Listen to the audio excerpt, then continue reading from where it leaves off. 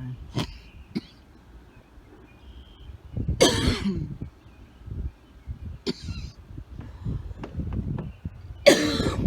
Excuse me, I thought I was done, y'all.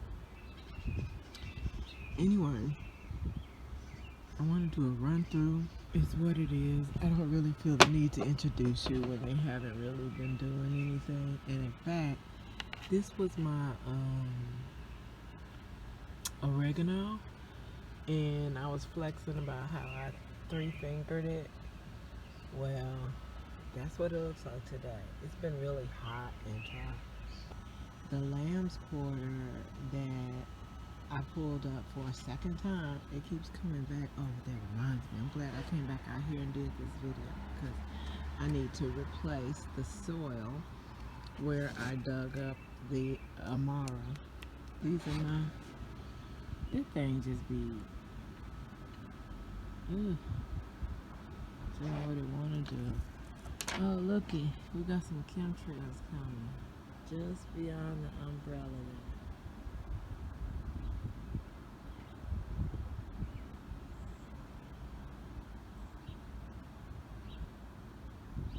I can't see through the viewfinder, but I'm pretty sure you'll be able to see it when I upload the video.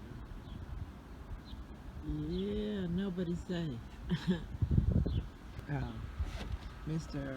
Spilled something on his bathroom carpet, so it's been washed and put out here to dry. Don't you shit on my head. Put out to dry. These are my string beans, doing really well. That's bologna down there. That's rose. And that's Kimberly. Here's Maureen. I'm just waiting till she gets tall enough to mulch. I think a cabbage worm tried it, but I jet sprayed that hoe off of there. This is Kimberly again. She started flowering in this itty bitty pot. I wanted to see what she was going to do because I know how thick she is generally at this point. So I wanted to see what she was going to do in a pot this size because I'm curious how big the fruit will get. Anyway, BB's kids, Maureen again. She actually can be mulched and will be. But bed for my cukes, which are just starting to take off. It took her long enough. Oh, this is Josh Share. I took the time to cut off all the these yellow leaves on here, but she just developed some more. It didn't stop the brilliant green ones from flourishing, but I think when I overwinter this, I'm gonna cut it back to just a few feet tall. String beans. Oh, got a spider web. Okay. Nope, you better figure that out some other type of way. I knew that was gonna happen. These are string beans with a little front of the violas there. This is Kimberly. This is my dear Kimberly. And that's her first fruit. Hopefully aim in the right direction. She does have more flowers popping off, so I like to tap that ass on every branch that I see flowers to encourage pollination. I don't know that I need to do that, but that's the only fruit that I see on obvious fruit that I see on it. So that it makes me, but there's so many flowers, so that makes me inclined to believe maybe they aren't getting pollinated. So yeah, because this thing should be so doggone heavy, just giving the way that first fruit developed. The salad bed, my green salad greens bed, I really need to pull this. This is Kimberly again. I just haven't had the guts to pull her, but I don't need her taking up all the root space in this bed. Y'all know how I am with both seeds and plants. I can't. I am letting these get real thick until they start to bud up like they want to flower, because I like them like this. When they're like this, I can use them to replace lettuce in the foods of people that don't generally like lettuce. Do I need to repeat that? It's purslane in the place of lettuce in the foods of people who don't like lettuce. And it adds a nice little crunch like lettuce would add, and it is light and almost flavorless and delicious like any good fresh lettuce. Very light, sweet, if you will. I know people like to say it, but it's not literally sweet. Speaking of sweet, the sugar beet leaf is everything I imagine that it should be, without exaggeration from people that tend to exaggerate shit. Because a lot of people said the leaf was sweet, and the leaf ain't sweet, but it is so fresh and light. Maybe there's an elder stage where it won't work out, but so far at any stage, those sugar beet leaves are good raw so far. I don't have enough large mature leaves to test to see what they look like cooked as their own greens side dish. But I suspect that they cook as quickly as spinach, with as light and crisp as they are in flavor. Now, when I first taste the baby leaf, it's kind of funny. It had more of a collard tinge to it as a baby leaf. And I was like, oh, this might not be great just raw, because collards are not great raw. However, in addition to other foods, they are great raw. Like as mentioned, I use them instead of pitas, and I use them to make a sandwich, to use as a wrap for a sandwich. Yeah, I like to use them as a wrap for meats. You know what I mean?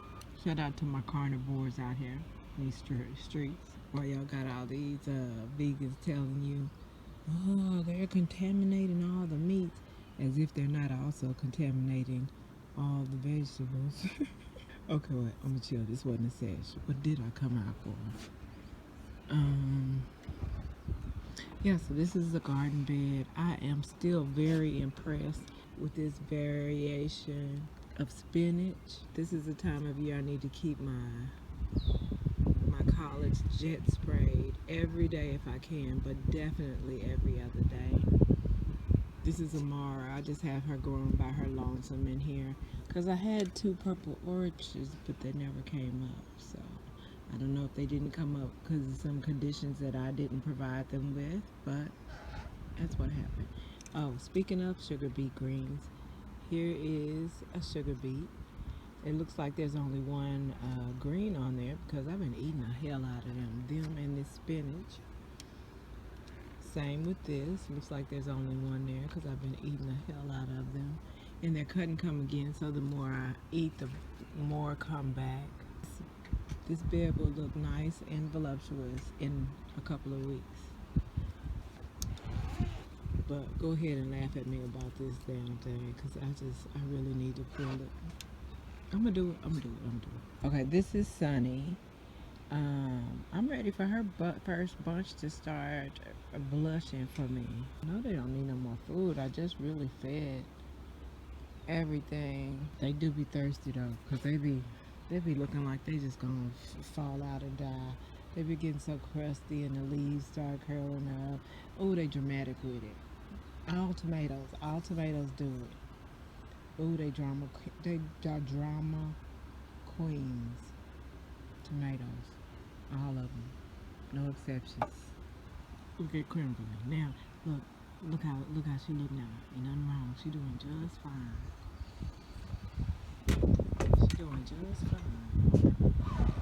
And you can see some of the leftover crust where she was all curled up, like she was gonna just turn into a powder puff.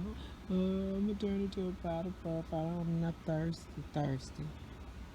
This is Bina, child. Bina is doing great things in this world. Now, she almost got attacked by aphids. You know she is prone to white flies as well.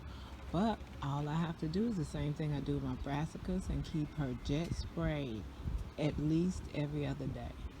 And make sure any pests that are attacking, because they usually attack the tips, that's where most of the fragrance and potency be at too. This umbrella is a mess, honey. Just a dramatic mess.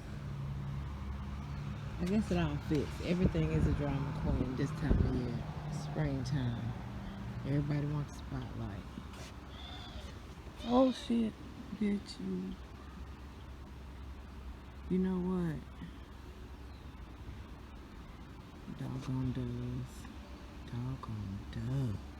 Another robin.